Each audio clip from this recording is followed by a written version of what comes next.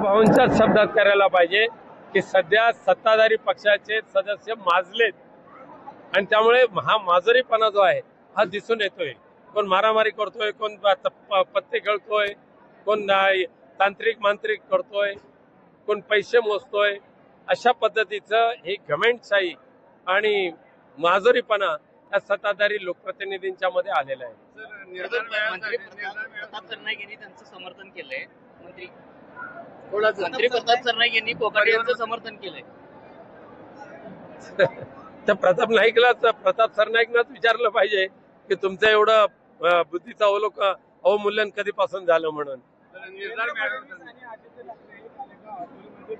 कार्यक्रमाच्या निमित्ताने भेटले. त्याच्यानंतर आदित्य ठाकरे म्हणले की आता ही बातमी म्हणून अनेक जण गावाला जातील.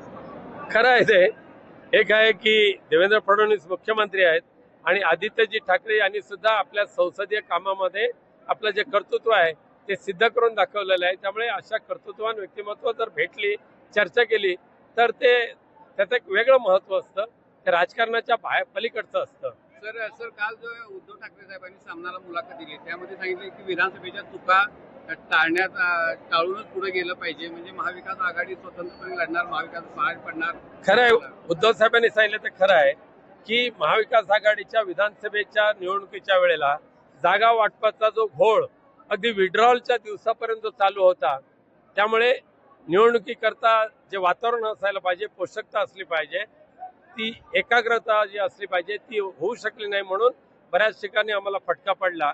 तसं होता कामा नये हे आमचं सर्वांचंच मत आहे. ते पक्षप्रमुख निर्णय घेतील त्याच्याबद्दल. दोन्ही शिवसेना एकत्र यायच्या आशावर काही केली नाही.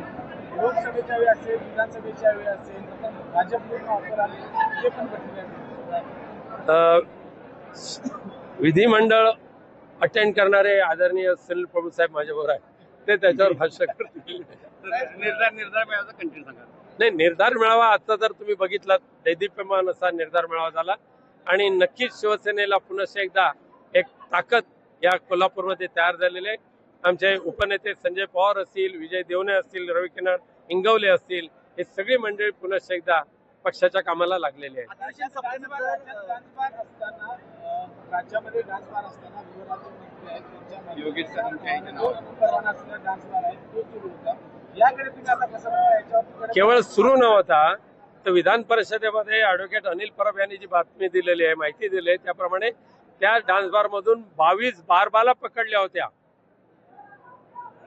त्यामुळे बारबालांचे डान्स बार चालवणारे हे कदम गृह राज्यमंत्री महाराष्ट्राला मिळतात, ही देवाभावांची आणि एकनाथ भाऊंची ती देण आहे. काँग्रेसचे विजय वडेट्टीवार म्हटले की हे जे सरकार आले आहे हनी ट्रॅपने आलेलं सरकार.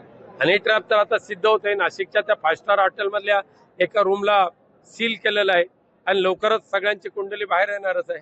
अधिवेशन संपल्यानंतर संजय शनिचरणी गेले आहेत आणि त्यांनी असं स्टेटमेंट केले की शनिचरीला देवाच्या गेल्यानंतर सगळे गुन्हे माफ होतात. हो, करून भागल्याने देवपूजेला लागले तसं आहे ते.